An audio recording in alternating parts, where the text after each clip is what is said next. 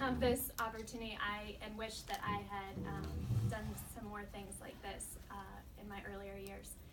So I'll share a little bit of my story just so you're aware of where I'm coming from and just how it plays into my passion with this subject. I'm the girl who grew up in a strong Christian living home. My childhood involved a lot of moving though, and I think I counted in the first 20 years of my life, we had lived in 9 different cities, attended numerous schools throughout my learning years as my mom was a teacher, and just ended up in Florida where the schools weren't great, went to a private school for a while, then another private school. So in the midst of all this transition, I just had the normal issues that a lot of us feel when we're at that age. You're not quite fitting in, you're not sure where you fit, and instead of those things just kind of like skipping over me possibly, they clung to me, and I ended up with a severe eating disorder and depression my senior year of high school. And that, after a lot of counseling and prayer and working through some different things, I did end up going to college, and then ended up going to cosmetology school actually. And after that, at that point, I was in Ohio. So armed with my cosmetology license and deciding that I did not want to be in the Midwest anymore. No offense to anyone from Ohio, but it was not my cup of tea. I decided I was going to move to Atlanta, and quickly met a man that I was sure I was going to marry. He had his own company. He was substantially older than well, not substantially, a good bit older than I am. He had his own house, and I thought, well, everyone else is getting married, and I think back now that because I felt so out of place for so long at different times, that it felt like, oh, well, I can kind of find my place in marriage.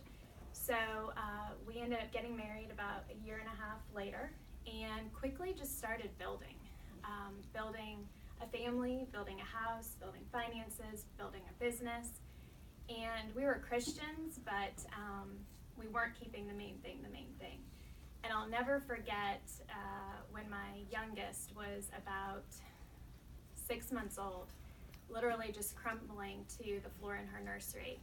I just was so empty. I mean, the room was bright, but there was such darkness inside of me, and looking around, everything was full of life, with 2 little ones, and full of what seemed like what you would want in life, and yet it's not what I wanted if I really sat with it.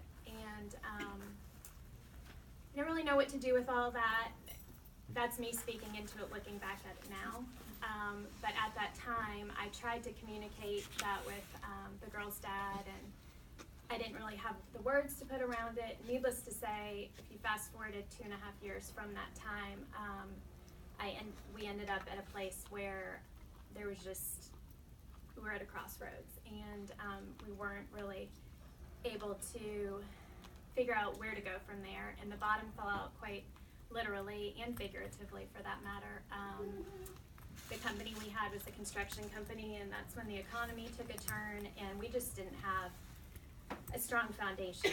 So again, we had attended church and all of that, but we weren't keeping the main thing.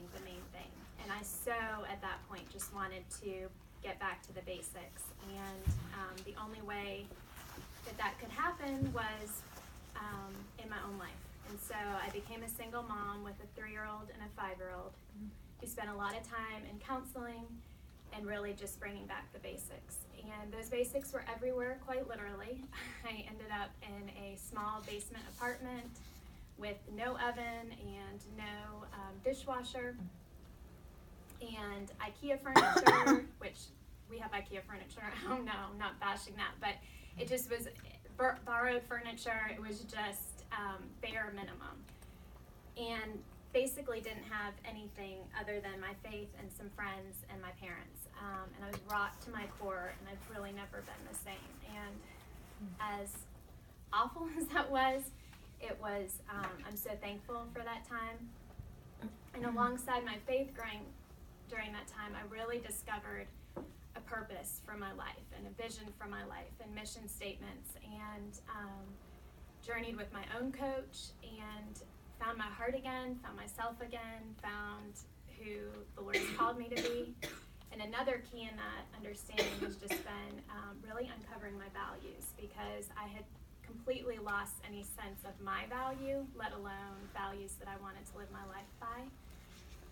And so maybe y'all can relate. I'm not, hopefully not to every part of that, because it was not fun. I wouldn't wish it on my worst enemy, but maybe part of that resonates with you a little bit.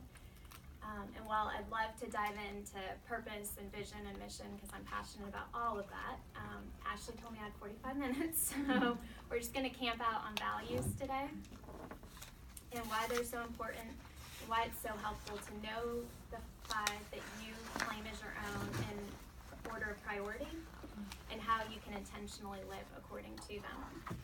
So I want to put this out there, and you can raise your hand or you can just think about it in your head, but I would venture to guess that most of you have struggled with your value in motherhood at times, how to make the best choices for yourself and or your little people, and really being confident and staying in your own lane, not feeling like you're trying to figure out what everybody else's lane is and should yours match up to theirs. Maybe I'm right? Maybe. Yeah? Okay. Otherwise, my clients and myself are all anomalies. Thank you. But as I shared in my story, I certainly know that, and I still do at times. And I've known the inability to see my own value, the trap of constant comparison, and the desire to be in any lane but my own. And so I've been paralyzed by decision making in that, so much so that either I won't make a decision at times, or not so much now, but wouldn't then, or I would just say yes to everything because I didn't know where do I fit and what does that look like. So I think for us mamas that can happen so quickly. We start to feel like the 4 walls around us in our home are just closing in, and we start to wonder if we have giftings, if our values matter, and life just feels chaotic. And I think it can feel chaotic in a way that's overwhelming and in a way that's underwhelming. Like, really, God, is this all there is? And I'm actually getting ready to offer some group coaching, and I received this note last week from a mom who's a little further along than probably most of us on the mothering journey. And I just thought it was so powerful as she shared how she's learned that your role as a mama and your own self-care, purpose, passions, and values can truly coexist. And I just thought I would read it to you for a minute because I think it's really good. I think often moms focus inside the 4 walls of their home, which is so important. We are raising humans. But moms often do that at the neglect of their own self-care, purpose, and passions. I think both can coexist. I journeyed with a coach and counselor about 5 to 6 years ago when I felt stuck. I was changing diapers all day long and looking up at God saying, do you have more for me? Do I have purpose outside the walls of my home? I know motherhood is a valuable mission, but I feel like I'm losing my heart and my gifts and my values in the process.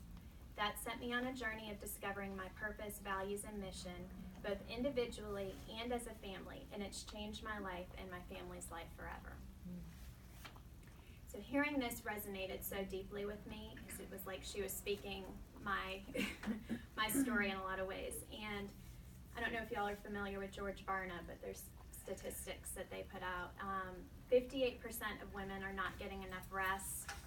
59% of women are dissatisfied with the balance or lack thereof in their lives. 72% of women are overwhelmed by stress. And I also found an article in Huffington Post that says on average, American mothers have 36 minutes per day to themselves, whereas Danish moms have an average of an hour and a half of child-free minutes per day. So, just saying, if you can't find me, you know where I moved. But really though, if that's how little we have, how important it is to really know who you are, what makes you come alive, and to be able to infuse that in your commitments day to day, and to also be aware of where you can create margin. I read too, as I was doing this research, that if you're feeling the littlest bit stressed, stretched, then by all means your children are feeling that way. And I know that's not how any of us are wanting our children to feel or be raised. So knowing my story and my friend's story and statistics, I'm guessing many of you feel similarly and are so ready to let go of that, to live a life of meaning, to live in a way that's healthy for your children, to live in a way that demonstrates your values and your value as a person. So before we dig into that a little bit more in values and the gift it is to know them, there's 3 questions on your tables. Ashley printed out that you just want to kind of talk amongst yourselves and see if they resonate.